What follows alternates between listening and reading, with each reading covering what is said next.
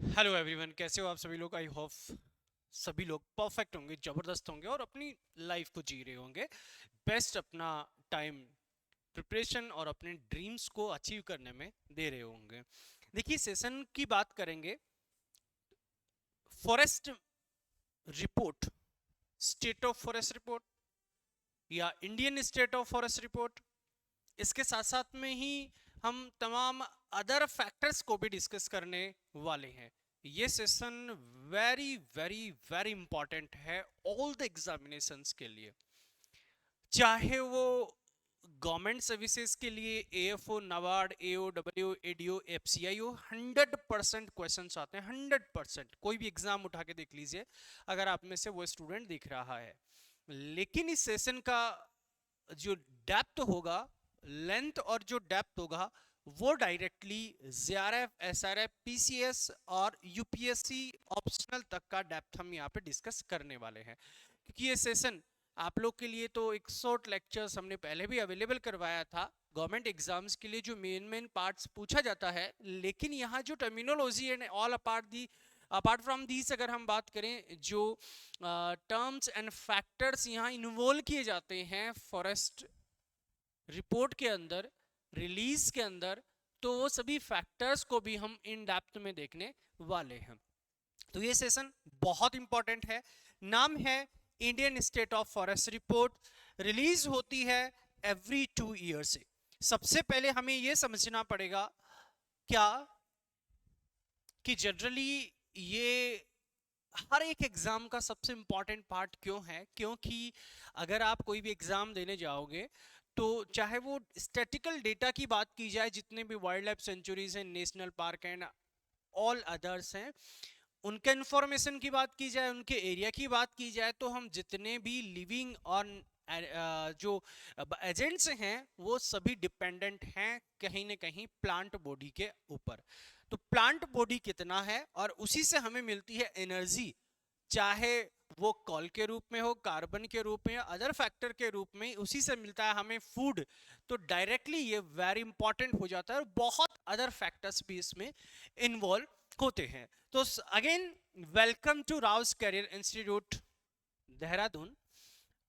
आप सभी की, जो बच्चे हैं एग्जाम की प्रिपरेशन कर रहे हैं, चाहे वो पीजी एंट्रेंस की बात की जाए, forestry, environment science, wild life science, would technology या अदर सब्जेक्ट की, तो एफआरआई फॉरेस्ट रिसर्च इंस्टीट्यूट के लिए आपके ऑनलाइन और ऑफलाइन दोनों बैच चल रहे हैं। बखूबी आप जानते हैं, एफआरआई की बात करें, चाहे जेआरएफ की बात करें, चाहे एसआरएफ और नेट की बात करें, ऑल इंडिया टॉपर आपका रिजल्ट रहता है।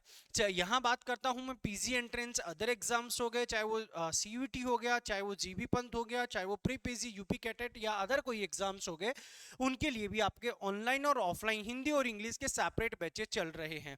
जो बच्चे फॉरेस्ट्री के हैं, जिनका टारगेट फॉरेस्ट में अपना फ्यूचर बनाने का है, पीजी करने का है, एसआरएफ या जेआरएफ या नेट या अदर एग्जाम्स, उनके लिए सेपरेट बैचेस हैं। जेआरएफ के लिए ऑनलाइन बैचेस स्टार्ट हो रहे हैं और ऑलरेडी अलग अलग सेगमेंट्स में हो भी चुके हैं। कोई बच्चा अगर 12th, तो वो तो बहुत कम देख ही रहा होगा इस सेशन को, लेकिन हाँ, अगर कोई बच्चा है तो उनके लिए भी ऑफलाइन और ऑनलाइन दोनों सेशंस अवेलेबल हैं। हम बात कर रहे हैं इस सेशन की या तो जेआरएफ या एसआरएफ लेवल तक की बात कर रहे हैं, हम बात कर रहे हैं फॉरेस्ट रेंजर कंजर्वेटिव ऑफिसर्स की, हम बात कर रहे हैं पीसीएस लेवल की।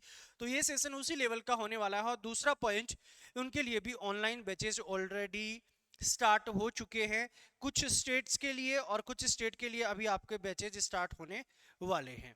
क्लियर है? वन।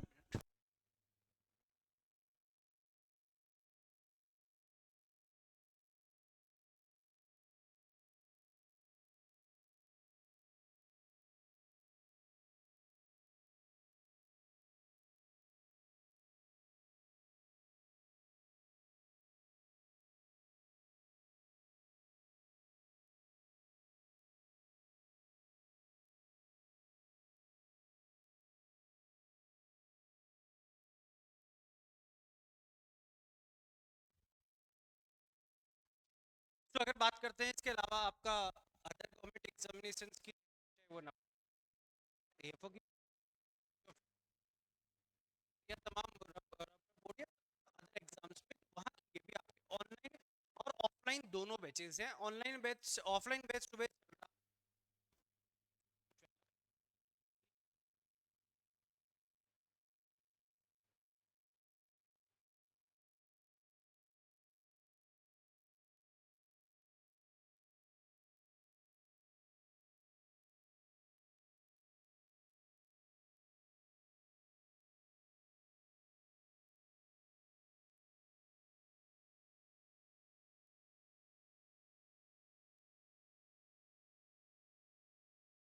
एग्जाम मोबाइल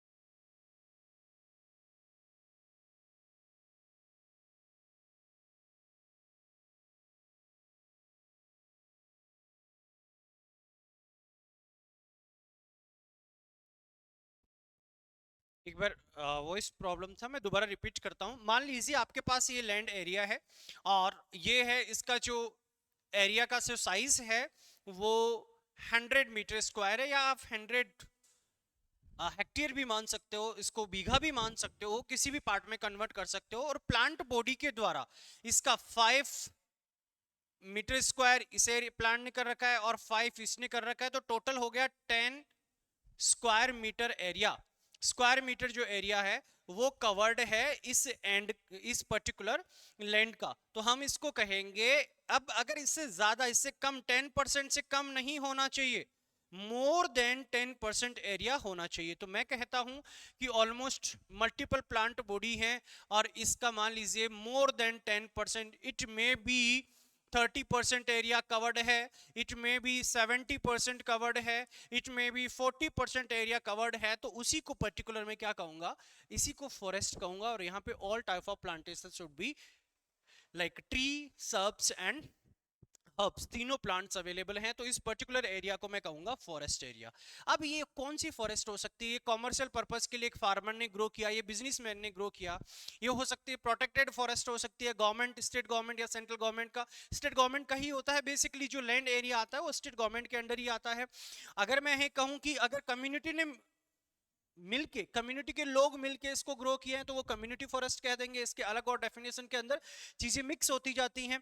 तो ये कहूं कि अगर 40%, 10% से ज्यादा एरिया कवर्ड है through the plant canopy, then it is known as forest. तो हम अलग अलग टाइप में, ओपन फॉरेस्ट या डेंस फॉरेस्ट, मॉडरेट फॉरेस्ट, उसमें आगे क्लासिफाई करेंगे। ठीक है, इस प्लांट बॉडी से, यहाँ प्लांट बॉडी से हमें क्या क्या मिलना है?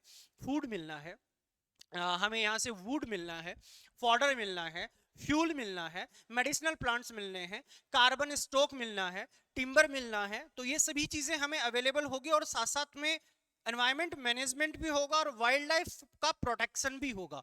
तो बहुत से फैक्टर्स आ गए, उन सभी फैक्टर्स को फाइंड आउट करना हो, मेजरमेंट्स करना हो, इसीलिए हमें क्या करना होता है, एक फॉरेस्ट रिपोर्ट रिलीज करनी होती है, जिससे ये आइडेंटिफाई किया जा सके कौन से स्टेट में कितना कार्बन स्टॉक अवेलेबल है, इंडिया के पास कितना कार्बन स्टॉक अवेलेबल है, टिम्बर प्रोडक्शन कितना है, कार्बन स्टॉक पे भी आएंगे आगे हम।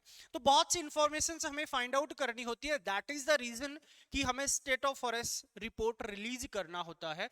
First state of forest report it was published in 1987 के अंदर first state of forest report publish की गई थी। ये बायएनुअली पब्लिश की जाती है, विच मींस 2 ईयर से, 2 ईयर से इसको पब्लिश किया जाता है। पब्लिश कौन करता है? Environment minister under environment ministry के अंडर ही आता है state of forest survey of India, और forest survey of India environment ministry के अंडर आता है। फॉरेस्ट सर्वे ऑफ इंडिया का कोलेबोरेशन है किसके साथ में, इसरो के साथ में, और इसरो हेल्प करता है सैटेलाइट्स के थ्रू पिक्चर कलेक्ट करने में हेल्प करता है। साथ साथ फायरिंग, जहां जहां फायर्स हो गए वहां उसको आइडेंटिफाई करना, सेंसर्स के थ्रू आइडेंटिफाई करना, उसका पता लगाता है। तो बहुत से फैक्टर्स हैं, इन सभी को हम यहाँ पे डिस्कस करना जा रहे हैं। पब्लिश करने वाली जो रिपोर्ट्स है 2023 की जो रिपोर्ट पब्लिश हुई थी, उनको पब्लिश करने वाले कौन है, यूनियन मिनिस्टर, और प्रेजेंट के यूनियन मिनिस्टर कौन है, भूपेंद्र यादव जी यूनियन मिनिस्टर हैं। चलिए तो हम बात कर लेते हैं, बेसिक से लेकर एडवांस तक हम डिस्कस करेंगे। व्हाट इज फॉरेस्ट, तो एक कॉमन सभी बच्चों को एक रहता है, तो all land is more than 10% equal और more than 10% area covered with crop canopy. आप यहाँ देखिए बहुत कम प्लांटेशन है, यहाँ पे डेंस टाइप के प्लांटेशन हैं बहुत ज्यादा, जहाँ पे फॉरेस्ट में जाने के बाद ऐसा फील होता है कि बहुत सारा अंधेरा सा छाया हुआ हो, है ना, बहुत डेंस जो उसका क्राउन है वो बहुत ज्यादा एक दूसरे के अंदर उलझे हुए क्राउन्स हो, सनलाइट सरफेस के ऊपर आ ही नहीं पा रही हो, तो उस पर्टिकुलर एरिया को हम क्या कहेंगे, वेरी डेंस या फिर ओपन फॉरेस्ट कैटेगरी में। हाँ, फॉरेस्ट प्लांटेशंस के साथ साथ में और कौन कौन से प्लांट्स को भी हम फॉरेस्ट की कैटेगरी में इंक्लूड करते हैं, orchard, bamboo and farm trees को भी इन्वॉल्व किया जाता है। आप कहेंगे सर हमारे जो फार्म के ऊपर, बाउंड्री के ऊपर प्लांट्स लगे हुए हैं उनको क्या कहेंगे, तो उसी को हम कहते हैं एग्रीकल्चर क्रॉप्स के चारों ओर जो प्लांटेशंस हमने कर रखी है, या इन बिटवीन द क्रॉप्स रो में हमने प्लांटेशंस कर रखी है, वो एग्रो फॉरेस्ट्री सिस्टम के अंडर आता है। ये फॉरेस्ट्री वाले अच्छी तरह से जानते हैं, लेकिन नॉन फॉरेस्ट कैंडिडेट्स के लिए थोड़ा सा एक कंसर्न रहता है। यहां बात करता हूं, देखिएगा, अगर मैं जनरली मैंने कहा कि ओपन फॉरेस्ट क्या होगा, 10% इक्वल, मोर देन 10% या इक्वल, अगर सरफेस एरिया कवर्ड है कैनोपी के द्वारा, प्लांट कैनोपी के द्वारा, यहां समझिएगा इस ये पर्टिकुलर एरिया, ये प्लांट कैनोपी है, ये पर्टिकुलर एरिया क्या है, कवर्ड है, तो इस तरह से इसको बोलेंगे ओपन फॉरेस्ट। अगर 40 से लेकर, अगर 10 to 40, 42, अगर कितना 40 to 70 को परसेंटेज कवर्ड है तो इसको मॉडरेट फॉरेस्ट बोलेंगे, एंड मोर देन 70% एरिया उस लैंड सरफेस का एरिया कवर्ड है तो उसको वेरी डेंस फॉरेस्ट की कैटेगरी में कैटेगराइज किया जाएगा। तो ये पर्टिकुलर हमारा एक, दूसरा हम हो गए सर्ब्स वगैरह, जहां पे राजस्थान के आप डेजर्ट एरिया में जाओगे तो वहां पे आपको सर्ब्स देखने को मिलेंगी। चलिए जी, ये बात हो गई। तो अब कौन कौन इन्वॉल्वमेंट, कहां कहां और किस किस का इन्वॉल्वमेंट रहता है, सबसे पहले रिपोर्ट्स कब पब्लिश की गई है, तो ये सभी common factors. Generally first forest report जो पब्लिश की गई थी वो it was published in 1987, published by forest survey of India. हम इसको अभी भी FSI कहते हैं। अगर हम वर्ल्ड लेवल पे बात करते हैं तो वहां वर्ल्ड लेवल पे फॉरेस्ट रिपोर्ट पब्लिश की जाती है, वो किसके द्वारा, जनरली आंसर दीजिएगा, FAO के द्वारा पब्लिश की जाती है। जनरली इसमें इन्वॉल्वमेंट रहता है, फॉरेस्ट सर्वे ऑफ इंडिया एक ऑर्गेनाइजेशन है जो किसके अंडर काम करती है, ministry of environment, forest and climate changes के अंडर काम करती है, और इसी मिनिस्ट्री अभी प्रेजेंट यूनियन मिनिस्टर कौन है, भूपेंद्र यादव जी। कौन है, भूपेंद्र यादव जी।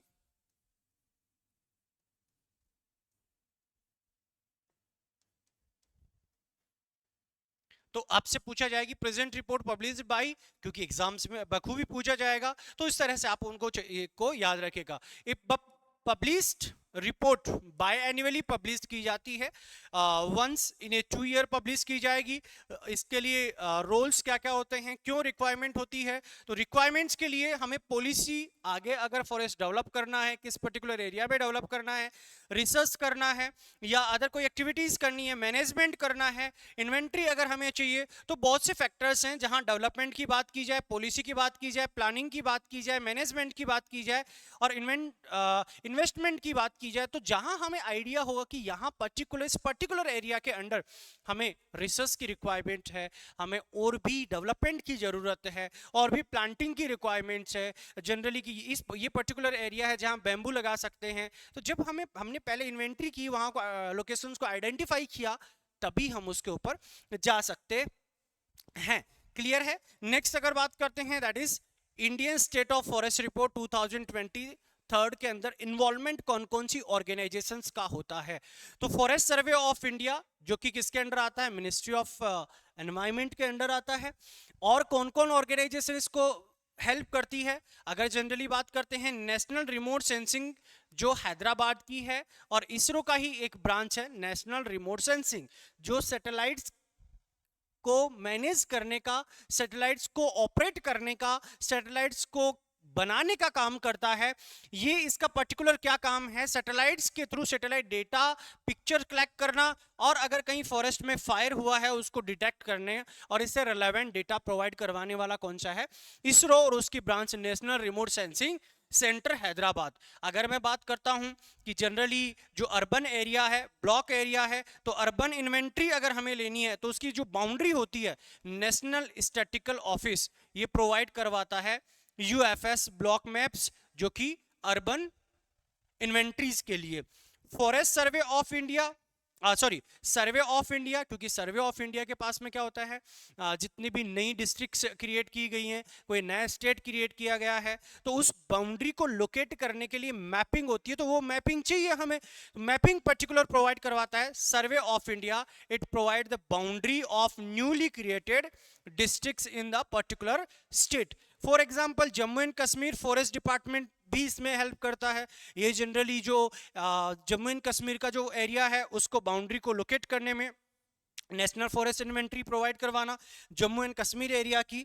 अगर मैं बात करता हूं, इसलिए फॉरेस्ट रिसर्च इंस्टीट्यूट क्या काम करता है, क्योंकि ये रिसर्च के लिए काम करता है। एफआरआई फॉरेस्ट रिसर्च इंस्टीट्यूट सबसे पहला फॉरेस्ट जो जिसको स्कूल कहते हैं हम, ये काम क्योंकि रिसर्च में करता है, और रिसर्च में पर्टिकुलरली मेडिसिन के साथ साथ में टिम्बर के लिए सबसे बेस्ट है ये। तो टिम्बर के लिए, क्योंकि टिम्बर कितना टिम्बर अवेलेबल है, उसके मेजरमेंट, उसके स्केलिंग की बात करोगे तो this provide the wood intensity and list of invasive species, कौन कौन सी स्पेसीज अवेलेबल हैं। अगर इस तरह का स्ट्रक्चर है प्लांट का, उसका टेक्सचर इस तरह का है, लीव स्ट्रक्चर इस तरह का है, तो ये कौन से स्पेसीज होगी, कौन से प्लांट स्पेसीज इस पर्टिकुलर एरिया में अवेलेबल होंगी। अगर बात करते हैं बॉटनिकल सर्वे ऑफ इंडिया, देखिए बॉटनी का काम होता है टैक्सोनोमी का, आइडेंटिफाई करना। टैक्स जैसे हम प्लांट्स का क्या करते हैं, जाइलम हो गया, फ्लोएम हो गया, या अदर सेल्स हो गए, टिश्यूज हो गए, ये यार बॉटनिकल डिपार्टमेंट्स का ही काम है। तो taxonomy of the plants provide करवाना इसी का काम होता है। क्योंकि आप क्या देखने वाले हो, फॉरेस्ट्री के अंदर कौन कौन सी चीजों का इन्वॉल्वमेंट रहता है, ये यहीं से आइडिया हो जाएगा कि सब भी डिपार्टमेंट, देखो कितना वुड होगा, कौन कौन सी स्पेसीज अवेलेबल हैं, वो फॉरेस्ट इस पर्टिकुलर के लिए वर्क करता है फॉरेस्ट रिसर्च इंस्टीट्यूट। ठीक है, जनरली हम कहें directorate of economics and statistics, ministry of agriculture and farmer welfare, ये इंफॉर्मेशन प्रोवाइड करवाता है लैंड यूज की, कितनी एग्रीकल्चर लैंड है, उसमें प्लांटिंग की गई, रेस्ट ऑफ द लैंड्स में कितना फॉरेस्ट होना है। नेक्स्ट बात करते हैं Indian institute of tropical metrology, ये मॉनसून के लिए इंफॉर्मेशन देता है, सो वेदर फोरकास्टिंग के रिगार्डिंग ये इंफॉर्मेशन देता है। बिकॉज ऑफ अगर सैटेलाइट्स के थ्रू हमें इंफॉर्मेशन कलेक्ट करना है, पिक्चर लेना है, तो हम जिस टाइम क्लाउड हैं, जिस टाइम क्लाउड्स हैं उस टाइम हम क्या नहीं ले सकते, पिक्चर नहीं ले सकते। तो अगर नॉर्थ ईस्ट स्टेट और हिली स्टेट को छोड़ दूं तो जनरली पिक्चर कलेक्ट करने का, डेटा कलेक्ट करने का जो राइट टाइम होता है वो होगा आपका अक्टूबर से अक्टूबर टू दिसंबर, अक्टूबर टू दिसंबर। और हिली एरिया में नॉर्थ एंड ईस्टर्न स्टेट की बात करूं स्लैश हिली एरिया की बात करूं तो यहां पे आपका जनरली फैब और मार्च में, फैब टू जनरली अप्रैल तक का ये टाइमिंग होता है जहां पे रिमोट सेंसिंग या पिक्चर्स लिए जाते हैं। क्लियर है? इनको इन डेप्थ में हम देखेंगे वन बाय वन। अब बात कर लेते हैं मैपिंग करना और मैपिंग के लिए क्या क्या यूज किया जाता है। प्रेजेंट में कौन सा स्केल यूज किया गया, कौन से जनरली हम कहें कि सेंसर से या सैटेलाइट से यूज की गई, वो वेरी इंपॉर्टेंट पार्ट्स आपका आता है। जनरली कहें कि जो हमने सैटेलाइट्स ली उसके थ्रू हम विजुअल्स लिए, क्योंकि आप जब कैमरे खरीदते हो तो आप क्या मांगते हो, अरे कितना इसका रिजोल्यूशन है ये बता दो मुझे, रिजोल्यूशन कितना है। स्केल किसी स्केल में फोटो लेगा, जो हमें फोटो मिलने वाली है, मान लीजिए 1 सेंटीमीटर स्पेस जो एरिया है, ये 1 सेंटीमीटर की जो फोटो मिलेगी, 1 सेंटीमीटर या 1 सेंटीमीटर स्क्वायर की जो फोटो हमें मिलने वाली है, इसमें कितना एरिया कवर होगा, तो मैं कहूं कि ये 5 किलोमीटर की फोटो को 1 सेंटीमीटर में ले आएगा। तो 1:2 क्या हो जाएगा आपका, 1 मीटर या 1 centimetre is to how many centimetres, या 1 metre into how many metres. तो यहां हम इसको कन्वर्ट कर लेंगे और उसी को हम बोलते हैं स्केल। सो 1:50,000 के स्केल्स में पिक्चर्स को पिक्चराइज और कलेक्ट किया जाता है। इस पिक्चर्स को कलेक्ट करने के लिए जो प्रेजेंट में अगर मैं बात करूं तो इसरो के इंडियन स्पेस रिसर्च ऑर्गेनाइजेशन कौन सा सैटेलाइट्स और सेंसर यूज करती है, इसरो इंडिजीनियस लिस थर्ड सेंसर पर्टिकुलरली इसके लिए यूज करती है, फायरिंग के लिए नहीं, पिक्चर कलेक्ट करने के लिए। दोनों में डिफरेंस है, हम फायरिंग के लिए अलग चलेंगे, फॉरेस्ट फायर के लिए अलग सेंसर्स यूज किए जाते हैं। क्लियर है। जनरली हम ये कहें कि कब रिपोर्ट्स कलेक्ट करना है, अगर अदर स्टेट की बात की जाए तो अक्टूबर से दिसंबर में कलेक्ट करना है। क्यों, क्योंकि क्लाउड नहीं होना चाहिए, ऊपर से हम पिक्चर कलेक्ट कर रहे हैं तो नीचे से फॉरेस्ट को कितना फॉरेस्ट अवेलेबल है। इससे पहले मैं आपको एक चीज इंफॉर्मेशन आपको बता दूं, जनरली क्या होता है, सैटेलाइट्स जो होती हैं, सैटेलाइट्स के अंदर सेंसर लगे हैं। जैसे हमने अभी अभी बात किया, कौन सा सेंसर है, लिस थर्ड सेंसर जनरली यूज किया गया है इसरो की जनरल एक सैटेलाइट के अंदर। इसमें जो सेंसर लगा है, ये सेंसर ये भी दो टाइप के होते हैं। सेंसर के टाइप क्या है, एक टाइप है एक्टिव और एक है सेकंड जो टाइप है वो आपका टाइप होगा पैसिव। दो टाइप के सेंसर्स होते हैं। एक्टिव सेंसर्स जैसे रेडार और पैसिव सेंसर्स जैसे लीडार। रेडार कौन काम में लेता है, आर्मी डिफेंस में काम में ली जाती है। ये काम क्या करती है, ये खुद अपनी लाइट इमिट करती है। जैसे जनरली आप ऐसा समझिए, अगर आप मुझे देख रहे हैं या दिन में आप किसी को देख रहे हैं तो जो सन लाइट गिर रही है उसकी बॉडी पे, उससे रिफ्लेक्शन आ रहा है आपकी आंखों में, और आप समझ पा रहे हैं कि इस टाइप का जो स्ट्रक्चर है ये ह्यूमन का स्ट्रक्चर है, और इस टाइप का जो फेस स्ट्रक्चर है ये इस पर्टिकुलर पर्सन का, ये किसको डिनोट करता है, आइडेंटिफाई करता है, पर्टिकुलर पर्सन को आइडेंटिफाई करता है।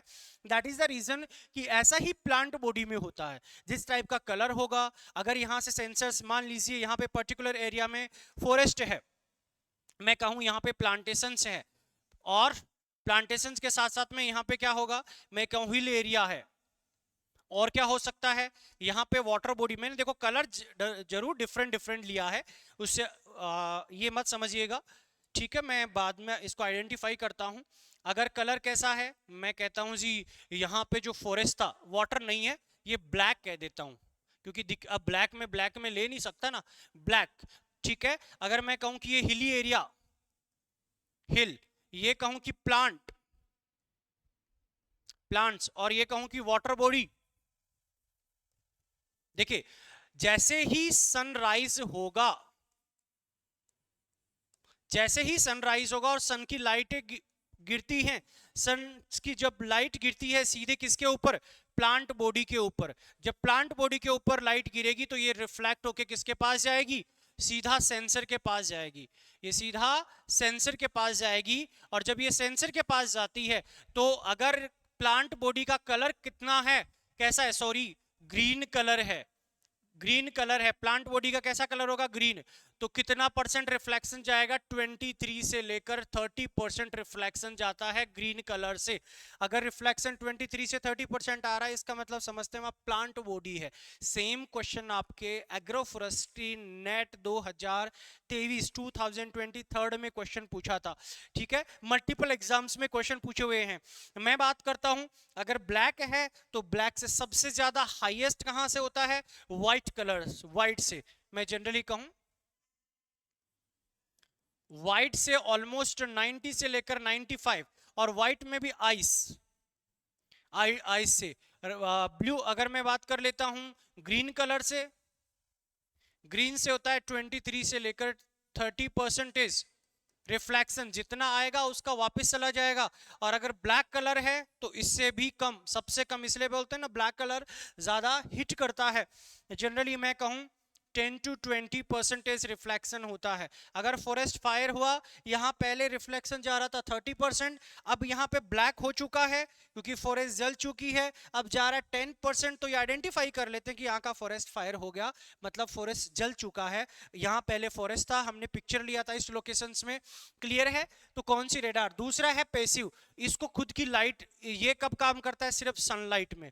ये पैसिव की बात करें, एक्टिव जो है रेडार है ना, अपना खुद लाइट इमिट करता है और उस लोकेशंस को आइडेंटिफाई करता है उसके अकॉर्डिंग। तो आप समझिएगा अभी जब इंडिया और पाकिस्तान के बीच में युद्ध जब हुआ था तब क्या हुआ, रेडार्स यूज की जा रही थी। उस लोकेशन को टारगेट करेगा, लॉक करेगा और सीधा वहीं पहुंच जाएगा।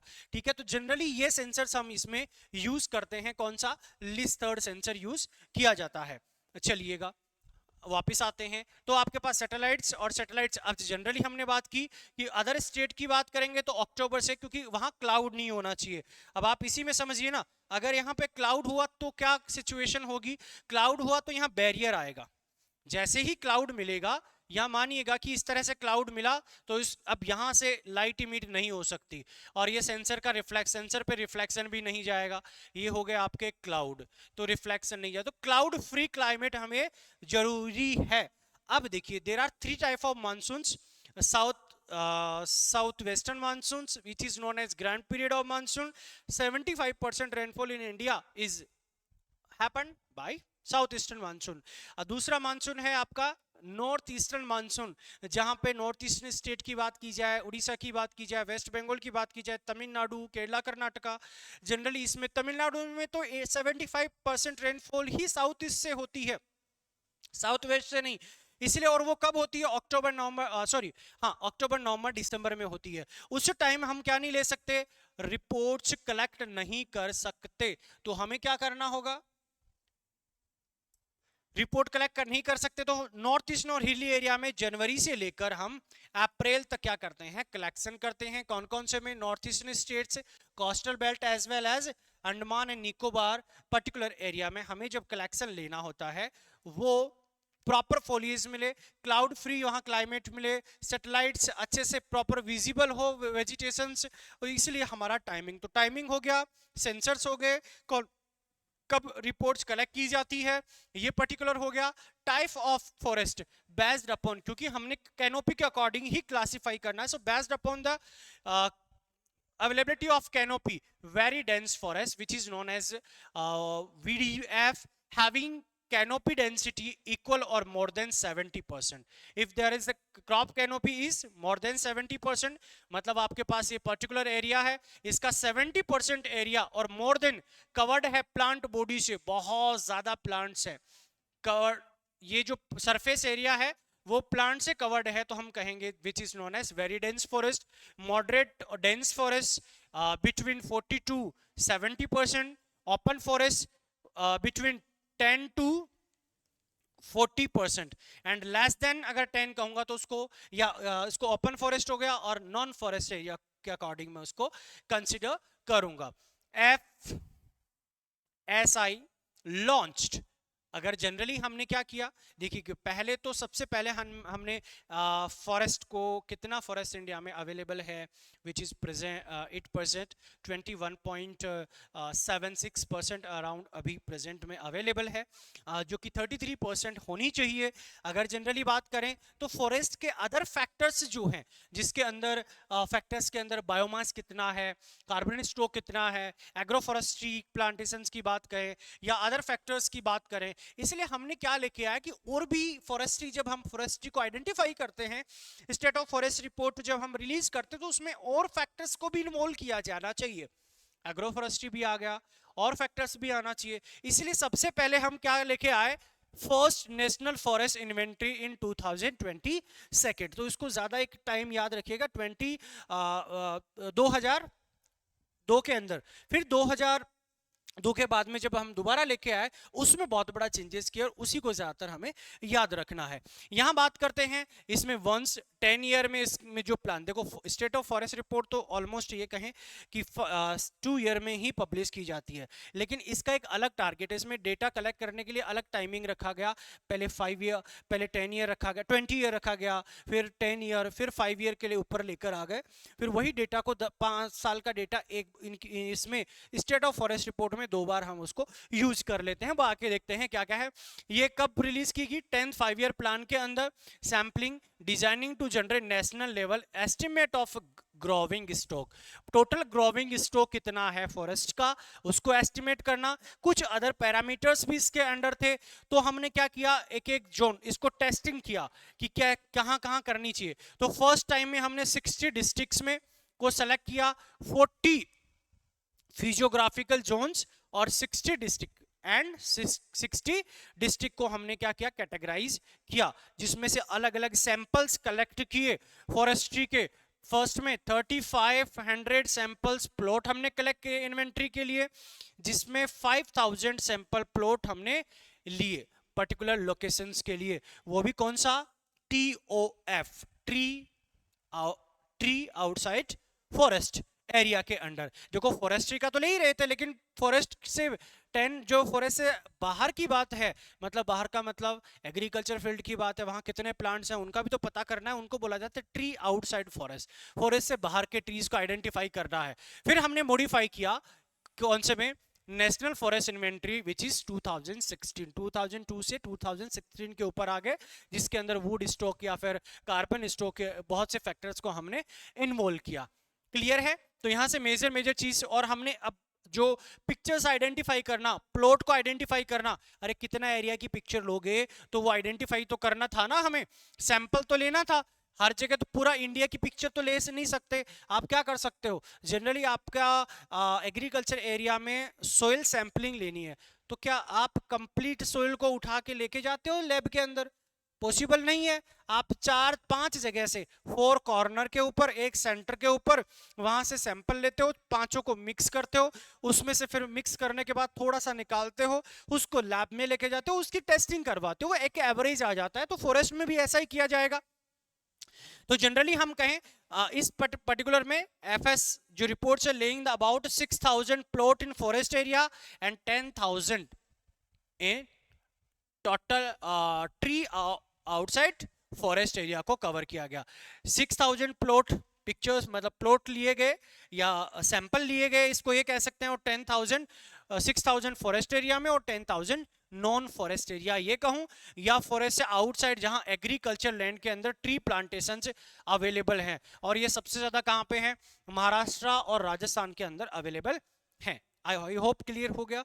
इसमें क्या क्या फैक्टर्स को इन्वॉल्व किया गया कि डेटा हमें कौन कौन से चाहिए? Information about the growing stock, information about the tree cover area, information about the bamboo stock, information about the total carbon stock, information about the agroforestry and important characteristics of forestry। वो इस particular inventory में हम data को collect करते हैं।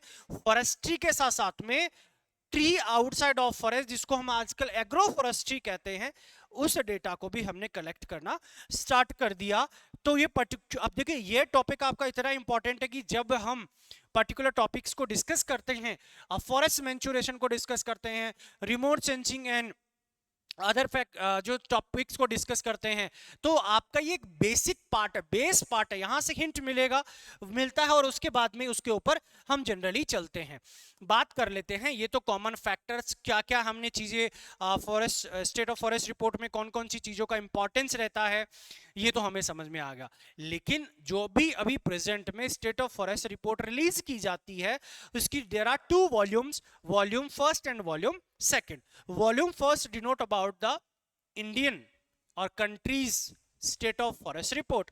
Volume second is tells us about the state or district or block wise forest report, आपके particular state का state wise report release कर देता है। So what it is, there are 2 volume in first one is volume first, it tell us about the national level assessment Okay, all types of assessment like forest fire, growing stock, carbon stock, forest cover, management, agroforestry, other factors are, as well as in volume second state or district wise assessment. All things all about are like state level in the particular state, district and block wise.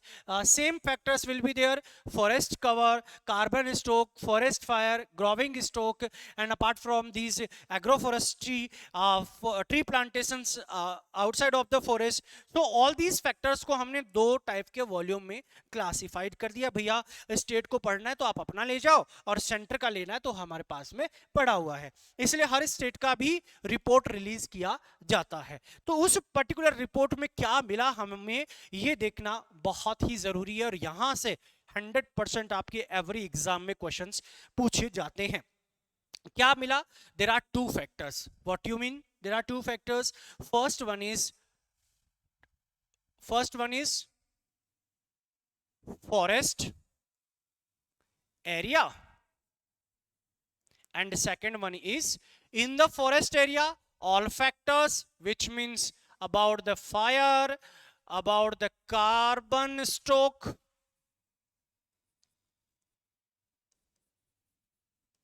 about the agroforestry area, about the other factors XYZ, and same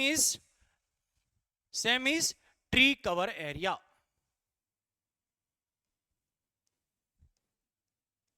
Which means outside of the forest. इसी को हम कह सकते हैं TOF, tree outside of forest हम कह सकते हैं। क्लियर है? तो इन दोनों डेटा और इंफॉर्मेशन को मिला के हम बोल देते हैं total forest and tree cover area of India is. ये पर्टिकुलर फॉरेस्ट प्लांटेशंस कौन से हैं?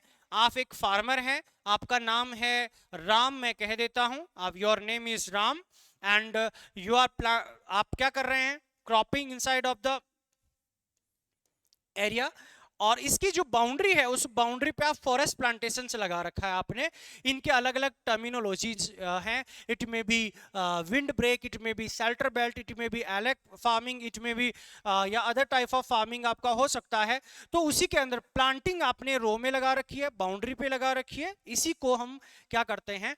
क्लासिफाइड करते हैं, इन्वेंट्री करते हैं, लोकेट करते हैं, और वही पर्टिकुलर एरिया को हम आइडेंटिफाई करते हैं। So forest as well as tree cover area in India as per the report 2023.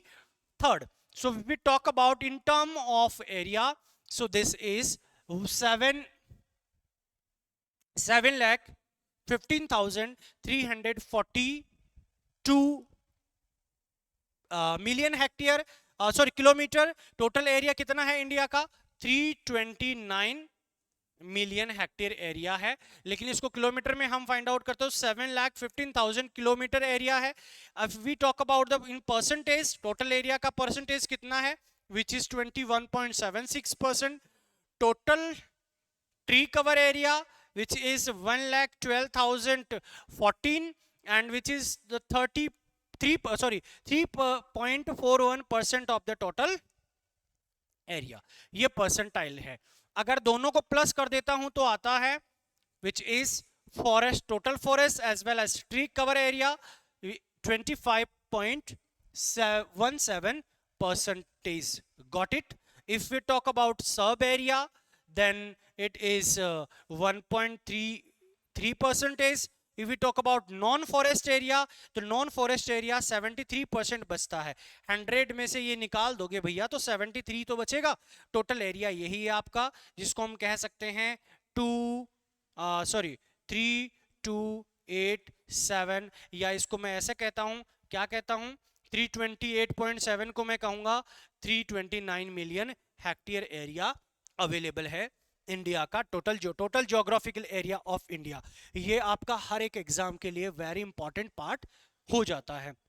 चलिएगा नेक्स्ट बात करते हैं which is all about. So ये हमने डिस्कस किया 25% area, total tree cover, forest cover as well as tree cover area. If we talk about only forest cover area in 21.76, we talk about tree cover area which is 3.41, total 25. 17% area. Increase in states में कितना बढ़ा और कितना घटा, state wise discuss करेंगे। Got it. So first we talk about the increase in forest cover which is only and only 156.41 kilometre he area increase हुआ है। But the outside of the forest, जहां एग्रो फॉरेस्ट्री आती है, community forest आता है या other forest आता है, वो उसका जो एरिया बढ़ा है वो चीज 1445.81 kilometre square forest total total forest and tree cover area. तो इसमें से आप सोचिए 156 माइनस करेंगे तो भी ऑलमोस्ट 1200 जो एरिया है वो आउटसाइड ऑफ द फॉरेस्ट ही बढ़ा हुआ एरिया है। अगर बात करते हैं area wise, top 3 state maximum forest area, top 3 state not in percentile, maximum forest area, top 3 states are, कौन कौन से हैं? MP Madhya Pradesh, second one is Arunachal Pradesh and third one is Chhattisgarh. ध्यान रखिएगा, अभी कुछ जनरली आप लोगों को भी पता है कि जम्मू एंड कश्मीर और लद्दाख दो अलग अलग स्टेट बन गए। इस तरह से Andaman and Nicobar, Daman and Diu, उनको भी मर्ज कर दिया गया। सो उसके अकॉर्डिंग अब डेटा चेंज हो गया। जो बच्चा पहले सोचा रहा बहुत दिनों से एमपी आ रहा है और परसेंटाइल हमेशा पहले कुछ और था अब कुछ और हो गया है ना, पहले यूनियन टेरिटोरीज को अब स्टेट बना दिया गया है। So in term of percentage of the total covered area of the total geographical area of state, that is अगर इसकी बात करें in respect to total geographical area of the state, Lakshadweep का 91.33% एरिया पूरी तरह से कवर्ड है फॉरेस्ट। सोचिए कि सिर्फ only 8.7 around which is 8.67% area ही ऐसा है जो ओपन है, जहां पे लोग रहते होंगे। आप कहेंगे सर वो तो फॉरेस्ट में भी रहते हैं। अरे हम जनरली ओपन एरिया, सिटी या अर्बन एरिया की बात कर रहे हैं, रूरल की नहीं कर रहे। Second, so first one is Lakshadweep, second which is Mizoram with 85 point, so 91.33 आपकी एवरी एग्जाम में, कोई भी एग्जाम उठा के देख लीजिए, नाबार्ड, एएफओ, इनमें। अरे यार बाकी फॉरेस्ट की JRF, SRF, net, other exam में तो आएगा ही आएगा, डब्ल्यूआई, एफआरआई, इन एग्जाम में तो सभी आता है, एओडब्ल्यूओ मैं कॉमन एग्जाम। इस स्लाइड की बात कर रहा हूं, सिर्फ ये पिछली और इस स्लाइड की, कोई एग्जाम उठा के देख लीजिए 100% वहां क्वेश्चन है, एक नहीं 3 से 5 नंबर तक को क्वेश्चंस मिलेंगे। क्लियर है? सो first one is Lakshadweep with 91.33, second में Mizoram 51.34, third one is Andaman and Nicobar Iceland with 81.62%. If we talk about the states, total number of states which have more than 33% area covered by forest, जहां पे 19 state और UT आते हैं जिनके पास about that 33% forest area है। Clear है? Out of these 8 state and UT ऐसे हैं जिनके पास में 75% एरिया, और वो सभी स्टेट आते हैं, नॉर्थ ईस्ट स्टेट ही आते हैं जिनके पास में 75% एरिया से ज्यादा कवर्ड है फॉरेस्ट के थ्रू। बात कर लेते हैं स्टेट वाइज चेंजेस क्या हुए। मैक्सिमम इंक्रीज और maximum decrease inside of the forest, maximum increase and maximum decrease outside of the forest, and maximum increase and maximum decrease in the agro forestry. Clear है? वो particular system जिसकी हम बात करें, तो ये तीनों फैक्टर्स को हम डिस्कस करने वाले हैं यहाँ पे। फर्स्ट बात करते हैं state showing maximum increment inside of the reserve forest area. Reserve forest area की बात करें तो मिजोरम में सबसे ज्यादा बढ़ा है। मिजोरम वैसे भी सेकंड रैंक पे आता है अभी in percentage of the forestry. Second one is Odisha and third one is Karnataka. If we talk about the state showing the maximum decrease of forest cover under the reserve forest area, मतलब जो area reserved है वो state के under आता है, वो protected है, वो भी दो अलग अलग कैटेगरी में आता है। क्लियर है? फॉरेस्ट्री वाले आप जानते होंगे, अगर बहुत डेप्थ में हो जाएगा रिजर्व को इसको कहेंगे। इसमें आया है डिक्रीज मिला है त्रिपुरा में और उसके बाद में तेलंगाना एंड असम में। तेलंगाना के अंदर तो बहुत से डिस्प्यूट भी चल रहे थे फॉरेस्ट काटने की वजह से, माइनिंग की वजह से।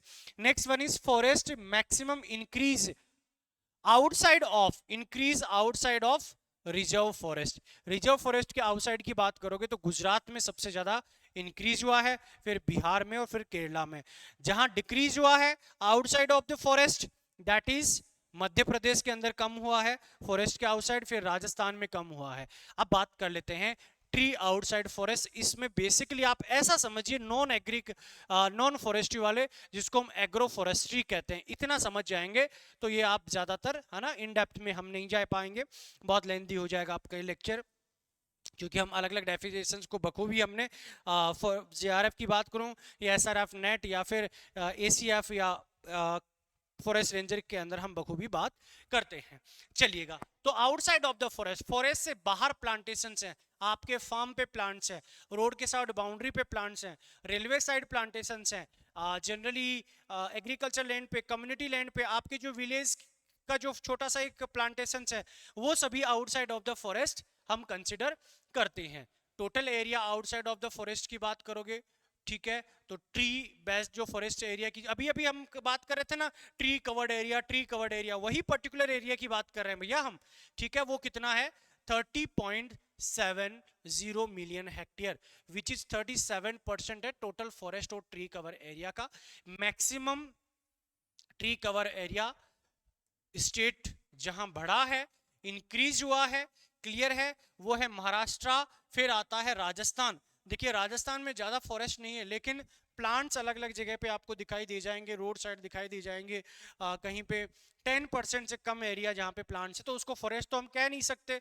उत्तर प्रदेश, महाराष्ट्र, राजस्थान और उत्तर प्रदेश, पॉजिटिव जो चेंजेस देखने को मिला है, ठीक है, वो छत्तीसगढ़ और उत्तर प्रदेश, राजस्थान और उत्तर प्रदेश में कंपैरेटिवली अगर हम देखें, ठीक है, तो ये ज्यादा उन बच्चों के लिए तो वो समझते हैं जो बच्चे नेट और JRF के लिए प्रिपरेशन कर रहे हैं, उनके लिए ये जनरली रिपोर्ट है। 21 स्टेट और यूनियन टेरिटरी ऐसी हैं जहां क्या इंक्रीज ट्रेंड देखने को मिला है, किसके अंदर, ट्री कवर के अंदर, जो इंडिकेट करते हैं कि वहां एग्रो फॉरेस्ट्री अच्छी तरीके से प्रोटेक्ट की जा रही है, एग्रो फॉरेस्ट्री को इनिशिएट किया जा रहा है, बाउंड्री के ऊपर प्लांटेशंस लगाए जा रहे हैं, एग्रीकल्चर के साथ साथ ट्री प्लांटेशंस प्रोडक्शन के लिए लगाए जा रहे हैं, टिम्बर प्रोडक्शन के लिए लगाए जा रहे हैं, या फिर प्लांट्स फोडर पर्पज के लिए भी लगाए जा रहे हैं, और उसी को कहते हैं एग्रो फॉरेस्ट्री, मल्टीपर्पज प्लांट्स। तो आ जाते हैं व्हाट इज एग्रो फॉरेस्ट्री, कितना एरिया और कौन से स्टेट के अंदर सबसे ज्यादा एग्रो फॉरेस्ट्री है।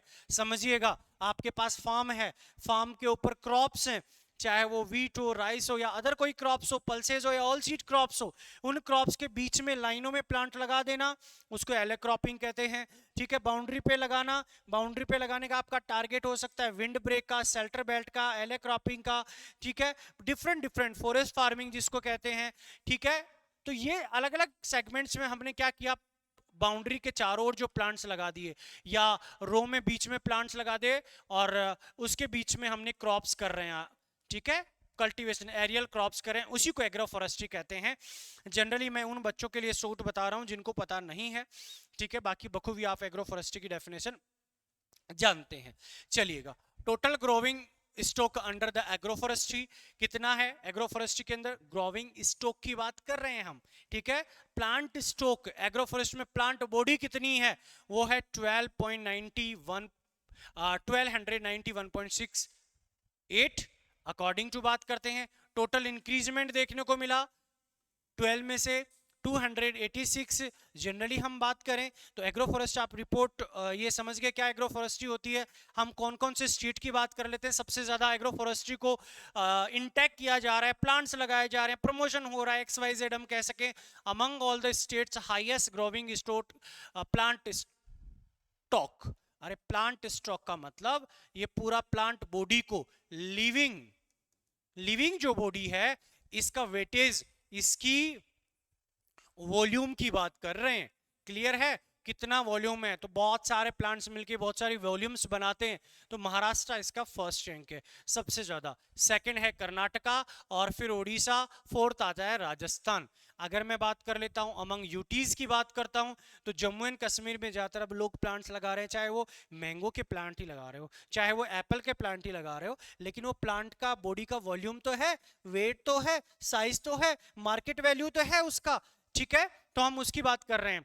नेक्स्ट बात करते हैं, एज पर द रिपोर्ट्स के टॉप 5 प्रिवेलेंट स्पेसीज जो एग्रो फॉरेस्ट्री में आप प्लांट लगा रहे हो उसमें टॉप 5 स्पेसीज कौन से हैं, सबसे ज्यादा स्पेसीज कौन से प्लांट्स हैं? देखो आप सोचोगे यार मेरे पास में लैंड एरिया है, मैं यहाँ क्रॉप्स तो करता ही हूँ, क्रॉप प्रोडक्शन तो करता ही हूँ, wheat rice barley pulses all seed कुछ भी, मैं क्या करूँ इसके बाउंड्री पे मैंगो लगा देता हूँ।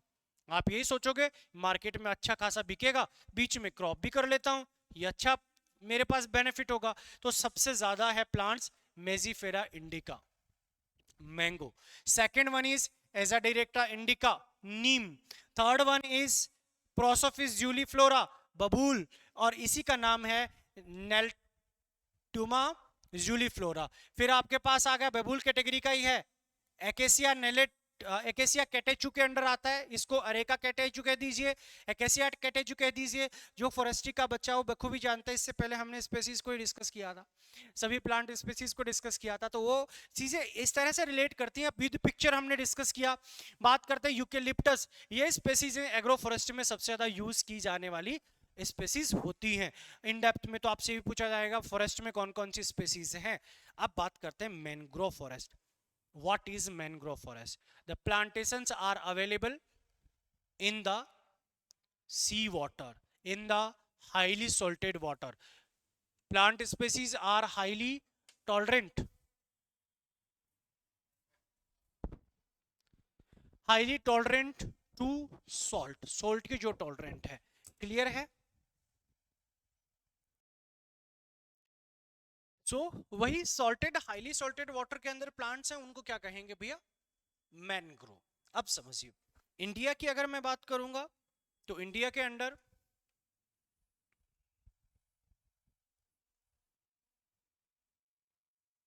ये आपका हो गया वेस्टर्न पार्ट हो गया, ये हो गया गुजरात वाला पार्ट। इस यहाँ पे सी वाटर के नियर बाय ये सुंदरबन वेस्ट बंगाल वाला एरिया है, और यहाँ पे जो प्लांट्स बॉडी हैं वही हैं जहां हाईली सॉल्टेड के अंडर ये प्लांट्स होते हैं सॉल्ट टॉलरेंट। हाईली सॉल्टेड का मतलब होता है जहां पे समुद्र के वाटर के अंदर सोल्ट 35,000 ppm अवेलेबल होता है, और जो वाटर ये कौन सा सी वाटर, जो आप वाटर टैप वाटर होता है इसके अंडर होता है 3500 ppm सोल्ट, और जो हम ड्रिंकिंग वाटर यूज करते हैं, ड्रिंकिंग वाटर यूज करते हैं उसको उसमें होता है 350 ppm सॉल्ट। अब आप सोचिए इसमें प्लांट एग्जिस्ट कर जाते हैं, इसमें नहीं करते, तो जो प्लांट एग्जिस्ट करते हैं उन्हीं को मैनग्रोव प्लांट्स कैटेगरी में हम रखते हैं। और बेसिकली कहें जिनके अंदर रूट्स भी न्यूमेटोफोर टाइप के रूट्स होते हैं, वो हम आपको पता है क्योंकि फॉरेस्ट मैंचुरेशन वाला पार्ट इन डेप्थ में जाता है, एक लेक्चर आपका फॉरेस्ट मैंचुरेशन का होगा, उसमें भी डिस्कस हम करेंगे।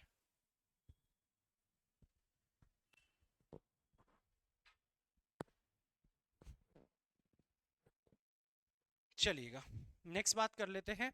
सो व्हाट इज फॉरेस्ट कितना है, सबसे ज्यादा वर्ल्ड का हाईएस्ट फॉरेस्ट है एशिया में, मैनग्रोव फॉरेस्ट है ना। मैनग्रोव फॉरेस्ट कहां है, एशिया के अंडर, वो भी स्पेशली साउथ एशिया के, एशिया का भी south part south Asia,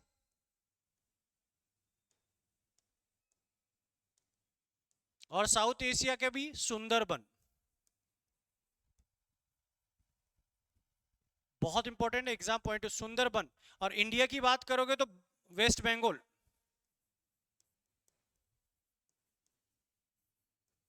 second Gujarat,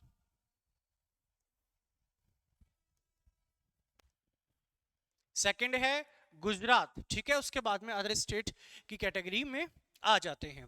clear है, यहां सबसे ज्यादा मैनग्रोव फॉरेस्ट अवेलेबल है। चलिएगा एक बार देख लेते हैं कौन कौन से स्टेट्स इसके अंडर आते हैं। तो total mangrove forest area in India की बात करेंगे तो 4000 ऑलमोस्ट 5000 याद रखिएगा, 4991 which is 0.15%, 0.15% area of the country, 0.15% of area of the country इसके अंडर वेरी डेंस आ गया, मॉडरेट आ गया, और वही ओपन कैटेगरी आ गई। क्लियर है। इस बार देखिए इस तरह के रूट्स होते हैं उनमें उनको बोलते हैं न्यूमेटो फोर रूट्स, न्यूमेटो, है ना, ऑक्सीजन सप्लाई, रेस्पिरेटरी के लिए ऑक्सीजन सप्लाई के लिए काम आते हैं प्लांट्स के अंडर। ठीक है, चलिए नेक्स्ट अगर बात करते हैं कॉमनली, तो कंपैरिजन टू 2020 फर्स्ट एंड अगर हम प्रेजेंट रिपोर्ट 23rd की बात करें तो almost 7.43 kilometre square area country में डिक्रीज हुआ है मैंग्रोव का। लेकिन कौन से स्टेट में इंक्रीज हुआ, तो इंक्रीजमेंट की बात करोगे तो आंध्र प्रदेश में इंक्रीज हुआ है। ठीक है, और उसके बाद में महाराष्ट्र के अंडर। अगर हम बात करते हैं डिक्रीज सबसे ज्यादा कहां हुआ, तो गुजरात में सबसे ज्यादा डिक्रीज हुआ है, ओवरऑल डिक्रीज है and the particular state wise decrease है। सबसे ज्यादा मैंग्रोव फॉरेस्ट कहां अवेलेबल है, वेस्ट बंगाल में, ऑलमोस्ट 43% वेस्ट बंगाल के अंडर है। सेकंड आपका आ जाता है गुजरात, ऑलमोस्ट 23% आपका एरिया है। फिर अगर थर्ड की हम बात करें तो आपका आएगा बेसिकली वो Andaman and Nicobar, Andaman and Nicobar, and Andaman and Nicobar which is 12%। फिर आता है हमारा आंध्र प्रदेश, आंध्र प्रदेश जिसके अंदर 8.5। फिर आता है Maharashtra and other, apart from these other state mangrove forest की कैटेगरी के अंडर आते हैं। क्लियर है, इसके ऊपर अलग सेशन मैं यूट्यूब पे भी डालने वाला हूं, मैंग्रोव फॉरेस्ट और बेसिक जो सेशन है, बाकी इन डेप्थ में सभी एग्जाम्स के लिए तो आपका एप्लीकेशन के ऊपर चल ही रहा है। चलिएगा बात करेंगे, next one is forest cover at hill districts के अंडर। हिल डिस्ट्रिक्ट कौन कौन सी हैं, जहां पे जम्मू एंड कश्मीर की बात की जाए, उत्तराखंड की बात की जाए, नॉर्थ ईस्टर्न स्टेट जहां 7 स्टेट की बात की जाए, तो ये बेसिकली हिल स्टेट की कैटेगरी में है। कुछ हिल पर्टिकुलर डिस्ट्रिक्ट्स हैं, पूरी तरह से एक तो हिल स्टेट और कुछ डिस्ट्रिक्ट किसी हो। तो forest cover in hill states our country का ऑलमोस्ट कितना है, 2 lakhs अराउंड 83,000, जो कि 40% एरिया, सिर्फ टोटल फॉरेस्ट का 40% एरिया हिली में ही है। नॉर्थ ईस्ट में वो भी हिली है, उत्तराखंड में वो भी हिली है। क्लियर है, जो हिली एरिया में फॉरेस्ट एरिया इंक्रीज हुआ है। अगर ऑल अराउंड बात करता हूं टोटल फॉरेस्ट और tree cover area north east state के अंडर, तो जो कि 67% टोटल ज्योग्राफी का वहां की नॉर्थ ईस्ट स्टेट की 67% जो टोटल ज्योग्राफिकल एरिया का 67% एरिया कवर्ड है फॉरेस्ट से, मैक्सिमम एरिया कह सकते हैं।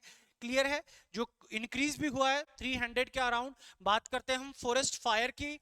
फॉरेस्ट फायर देखिएगा, फॉरेस्ट फायर के लिए कौन कौन से सेंसर्स लगे हुए हैं। एक तो रिमोट सेंसिंग के लिए हमने सेंसर्स देखे, फॉरेस्ट फायर के लिए सेंसर्स लगे हुए हैं कौन कौन से,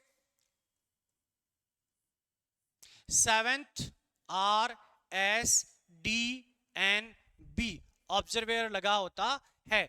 जहां से फॉरेस्ट के लिए जो पर्टिकुलर एरिया में फायर हुआ, सेंसर्स ने डिटेक्ट किया वहां की हिट को डिटेक्ट करने के बाद में सेंसर्स कहाँ है, सैटेलाइट के अंदर।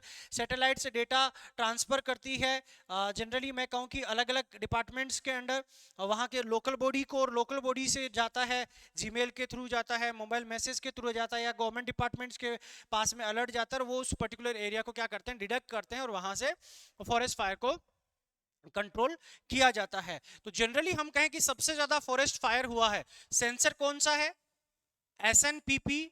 अभी जो करंट में सेंसर्स हम यूज कर रहे हैं, क्योंकि वो पूछा जाता है कौन सा सेंसर है जो प्रेजेंट में यूज किया जा रहा है, which is SNPP VIIRS sensors इसमें लगे होते हैं, या इसको हम कहते हैं SNPP 5th RS सेंसर्स के नाम से भी जाना जाता है। कितना एरिया डिटेक्ट किया गया इस बार, जो 2,03,544 एरिया। जनरली हम कंपैरिजन कर रहे हैं दोनों लास्ट रिपोर्ट से और प्रेजेंट रिपोर्ट से। 3 ऐसे स्टेट हैं जहां सबसे ज्यादा फॉरेस्ट फायर देखा गया, सबसे ज्यादा उत्तराखंड में, फिर उड़ीसा और छत्तीसगढ़ सबसे ज्यादा फॉरेस्ट फायर देखने को मिला हुआ है। बात करते हैं बंबू कवर एरिया इंडिया का कितना है। बंबू कवर एरिया की आप बात करोगे, दिस इज मध्य प्रदेश सबसे ज्यादा बंबू प्रोडक्शन करने वाला स्टेट है, फिर अरुणाचल प्रदेश, फिर महाराष्ट्र बंबू प्रोडक्शन के अंडर आता है। वहीं पे ऑब्जर्व किया है हमने कि पर्टिकुलर जो इंक्रीजमेंट देखने को मिला, तो अरुणाचल प्रदेश में इंक्रीजमेंट देखने को मिला। इसके लिए अलग से बंबू मिशन भी चलता है, तो बंबू प्रोडक्शन की बात कर रहे हैं। नेक्स्ट अगर बात करें प्रेजेंट की, ग्रोविंग स्टॉक। देखिए ग्रोविंग स्टॉक होती है प्लांट बॉडी, ग्रीन स्टॉक इसको ऐसे भी कह सकते हो आप, एक तो कार्बन स्टॉक और ग्रीन स्टॉक, ठीक है, तो इसको ग्रीन स्टॉक भी आप कह सकते हो। ठीक है। Upper body, plant body, living, जो लिविंग बॉडी हमारे पास कितनी अवेलेबल है जिससे हम एनर्जी अचीव कर सकते हैं, उसको मेजर किया जाता है टोटल वॉल्यूम में। डिफरेंट डिफरेंट फैक्टर, फॉरेस्ट मैंचुरेशन का ये एक पार्ट आता है। डायमीटर 8 ब्रिस्ट हाइट मेजरमेंट करके उसका वॉल्यूम या डायमीटर या गर्थ या वॉल्यूम, तो ये डिफरेंट डिफरेंट क्राइटेरिया के थ्रू हम उसका सॉलिड क्यूबिक मीटर्स में कितना वॉल्यूम है वो आइडेंटिफाई किया जाता है। और वो किस स्टेट के पास में, जिसके पास ज्यादा फॉरेस्ट होगा, जाहिर सी बात है उसके पास में प्लांट बॉडी ज्यादा होगी। एक होगा कार्बन स्टॉक, वो अलग होता है। कार्बन स्टॉक एक्चुअल में above the ground and below the ground, दोनों एरिया के अंडर कार्बन कितना अवेलेबल है। वो कार्बन हो सकता है प्लांट बॉडी का, वो कार्बन हो सकता है एनिमल बॉडी का, या अदर बॉडी बायोटिक जितनी भी बॉडीज हैं सोइल में अवेलेबल होती हैं उनका कार्बन हो सकता है, या अबाव द कार्बन हो सकता है। उसमें वुड भी आता है, अदर प्लांट बॉडी भी आती हैं, लेकिन इसमें सिर्फ above the ground wood, total growing stock wood in the country which is estimated, आपको सिर्फ इतना ही याद रखना है, which is estimated 6,429 metric million. Generally हम बात करते हैं विच इज, जो कि generally inside of the forest है 4,470 और आउटसाइड ऑफ द फॉरेस्ट है 1,950 के अंडर। ट्री आउटसाइड जो फॉरेस्ट, बाहर की जो फॉरेस्ट है उसको काउंट करते हैं।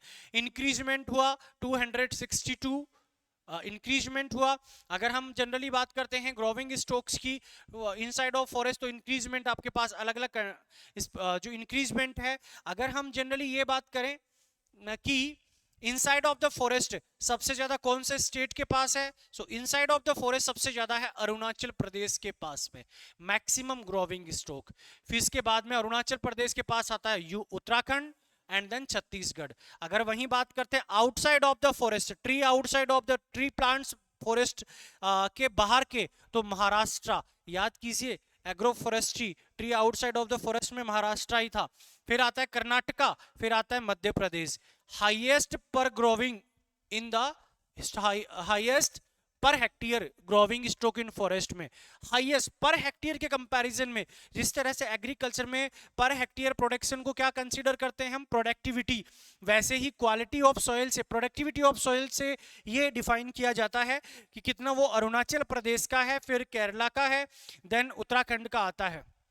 अमंग यूटी की बात करोगे तो ग्रोविंग स्टॉक सबसे ज्यादा वही आ गया आपका जम्मू एंड कश्मीर, है ना। पहले जो, क्योंकि ये 5 साल से डेटा लिया हुआ रहता है, लेकिन इन्वॉल्व तो इसमें 2 ईयर के में हम डेटा को कलेक्ट करते ही हैं।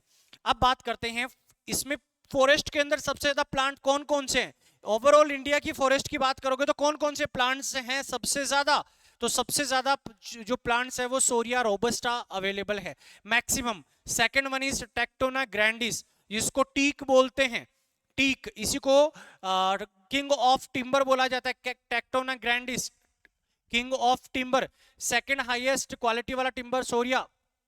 नेक्स्ट बात करते हैं पिनक्स रॉक्सबर्गी एंड टर्मिनेलिया टोमेंटोसा। ने अगर बात करते हैं आउटसाइड ऑफ द फॉरेस्ट, जहां एग्रो फॉरेस्ट्री भी आता है, तो वहीं एग्रो फॉरेस्ट्री में हमने डिस्कस किया था मेंजीफेरा इंडिका या एजा डायरेक्टा इंडिका दूसरे रैंक पे, या अदर प्लांटेशंस आते हैं आउटसाइड ऑफ द फॉरेस्ट या जनरली का। अब बात करते हैं कार्बन स्टॉक। देखिए कार्बन स्टॉक के अंदर आप above the surface and below the ground surface दोनों को काउंट किया जाता है। ग्राउंड सरफेस के अंदर रूट्स हो गए, body of the dead animals हो गया, या जितना भी कार्बन अवेलेबल है अदर फैक्टर्स के थ्रू, वो सभी को हम काउंट करते हैं availability of the carbon in India. So दोनों के अंडर हम बात करते हैं carbon stock has been estimated 7,200, और वो जो हम अभी ग्रोविंग स्टॉक की बात कर रहे थे वो भी इसी का पार्ट होता है। तो टोटल कितना है 7,285 मैट्रिक टन। अगर increment 81 metric tonne carbon stock increase हुआ है दोनों कंपैरिजन में 2021 की रिपोर्ट और 23 की रिपोर्ट। एनुअल इंक्रीजमेंट कार्बन की बात करोगे इसका हाफ कर दीजिए तो एनुअल हो जाएगा 40 मैट्रिक टन।